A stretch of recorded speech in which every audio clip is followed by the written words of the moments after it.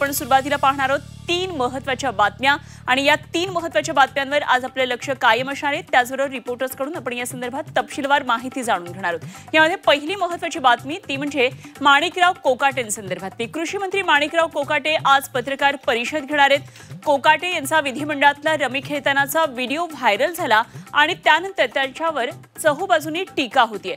विरोधकांकडून त्यांच्या राजीनाम्याची मागणी केली जाते। कोकाटे यांनी मात्र त्यांच्यावरचे सगळे आरोप फेटाळलेले होते। त्यामुळे माणिकराव कोकाटे आज पत्रकार परिषद घेऊन नेमकं काय बोलणार याकडे सर्वांचं लक्ष लागलेलं आहे। दुसरी लक्ष वेधून घेणारी महत्त्वाची बातमी ती म्हणजे संदीपान भुमरेंच्या चालकाच्या जमिनी संदर्भातली। संभाजीनगरचे खासदार संदीपान भुमरे यांचा चालक जावेद याच्या जमीन हिबनामा प्रकरणामध्ये एक मोठी माहिती समोर आली आहे। जावेद याला 8 जुलै रोजी आयकर विभागाने संपत्तीबाबत खुलासा करण्याची नोटीस बजावली आणि इतकंच नाही तर 8 जुलैला याबाबत स्पष्टीकरण देण्याचे आदेश सुद्धा देण्यात आले होते। चालकाच्या नावाने ही जमीन भुमरे कुटुंबियांनी हडपल्याचा आरोप आहे। तेव्हा यामध्ये या प्रकरणात आर्थिक गुन्हे शाखा ही चौकशी करते। शिवाय आयकर विभागाच्या नोटीसने जावेद शेख आणि भुमरे यांच्या अडचणी आता वाढण्याची शक्यता आहे। तर तिसरी महत्त्वाची लक्ष वेधून घेणारी बातमी ती म्हणजे लोढा संदर्भातली।